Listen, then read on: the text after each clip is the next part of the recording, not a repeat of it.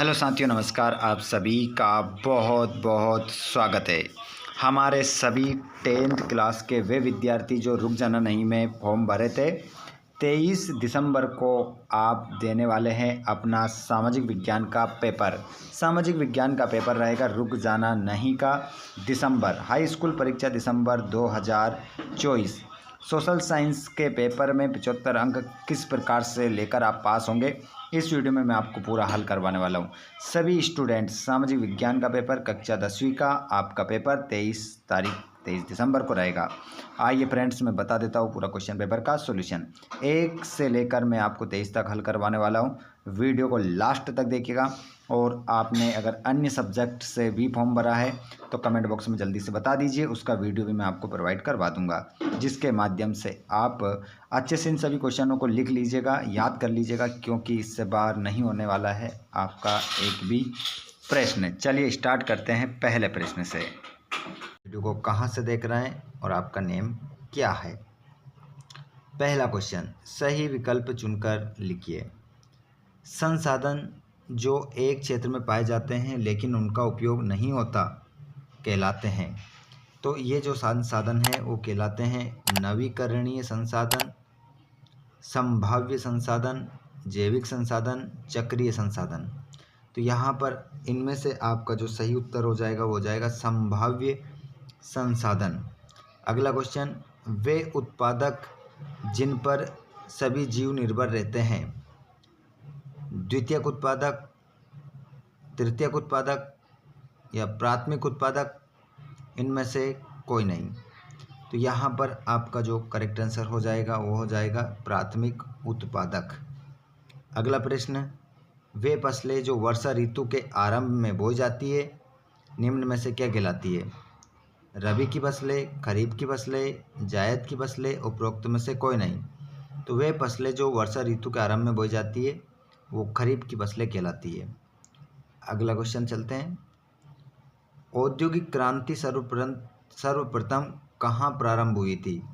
ध्यान रखिएगा, औद्योगिक क्रांति की अगर हम बात करें तो सर्वप्रथम कहाँ पर प्रारंभ हुई थी? तो इंग्लैंड में, जर्मनी में, फ्रांस में, इटली में। तो यहाँ पर आपका जो करेक्ट आंसर हो जाएगा, चौथे वाले में आप लगा लेंगे अपना आंसर फ्रांस। फ्रांस आपका करेक्ट आंसर हो जाएगा। चलिए आगे चलते हैं। भारत में राष्ट्रीय कांग्रेस की स्थापना कब हुई थी? 1884, 1882, 1885, 1886। तो यहाँ पर आपका आंसर होगा 1885। लोकतंत्र के लिए आवश्यक है धनबल, स्वतंत्र और निष्पक्ष चुनाव, अशिक्षा, निरंकुशता। तो यहाँ पर आपका आंसर हो जाएगा स्वतंत्र और निष्पक्ष चुनाव। अगला क्वेश्चन देखते हैं हम। रिक्त स्थानों की पूर्ति करना है। वे संसाधन जो निर्जीव वस्तुओं से बने संसाधन कहलाते हैं, तो जैव संसाधन कहलाते हैं। अगला क्वेश्चन, अजैव संसाधन, अजैव, ठीक है। अगला क्वेश्चन, ग्राम स्वराज्य की अवधारणा की देन है। तो ग्राम स्वराज की अवधारणा जो देन है, यहाँ पर आपका जो करेक्ट आंसर हो जाएगा वो हो जाएगा महात्मा गांधी।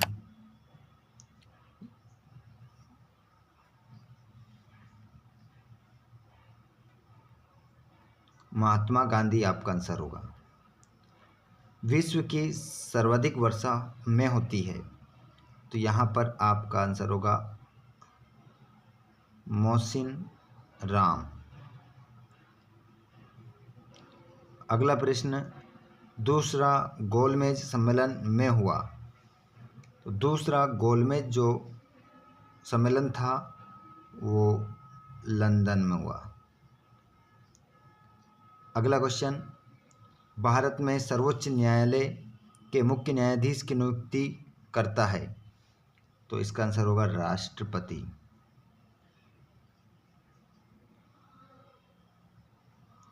अगला प्रश्न, जब एक धर्म के विचारों को दूसरे से श्रेष्ठ माना जाता है उसे कहते हैं, तो उसे कहते हैं सांप्रदायिक।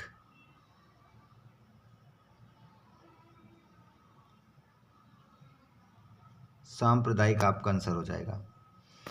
अगले क्वेश्चन की ओर बढ़ते हैं। क्वेश्चन नंबर आपका तीसरा है, जोड़ी मिलाना है। देखिए, लेबर पोर्ट को आप जो मिलाएंगे वो मिलाएंगे ब्रिटेन से। ठीक है, पहले नंबर ही डाल देता हूँ ताकि आपको स्पष्ट नज़र आ जाएगा। 6 3 5, ये 1 4 2, इस प्रकार आपके जोड़ी नंबर है। अब आप मिला सकते हैं लेबर पोर्ट को ब्रिटेन से, और रोलेट एक्ट को 1919 से, और जेम्स याट को आप मिला सकते हैं भाप का इंजन, और संघ सूची इसको आप मिला सकते हैं प्रतिरक्षा, और नेपोलियन की हार 1815 में, और प्राथमिक क्षेत्रक कृषि खनन डेयरी मत्स्य, इस प्रकार आप मिला सकते हैं। ठीक है, यहाँ पर एक शब्द उत्तर आपको देना है। राज्यों और देशों में व्यक्तियों के बीच वस्तुओं का आदान प्रदान क्या कहलाता है, तो इसका आंसर हो जाएगा व्यापार कहलाता है। व्यापार। प्रथम अंतर्राष्ट्रीय पृथ्वी सम्मेलन किस शहर में हुआ था, तो इसका आंसर हो जाएगा आपका दूसरे का आंसर आप लिखेंगे रियो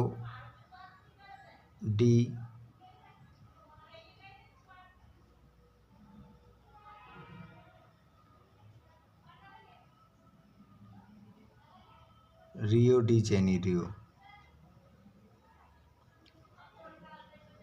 अगला क्वेश्चन, साइमन कमीशन भारत कब आया, तो साइमन कमीशन जो भारत आया वो आया 3 फरवरी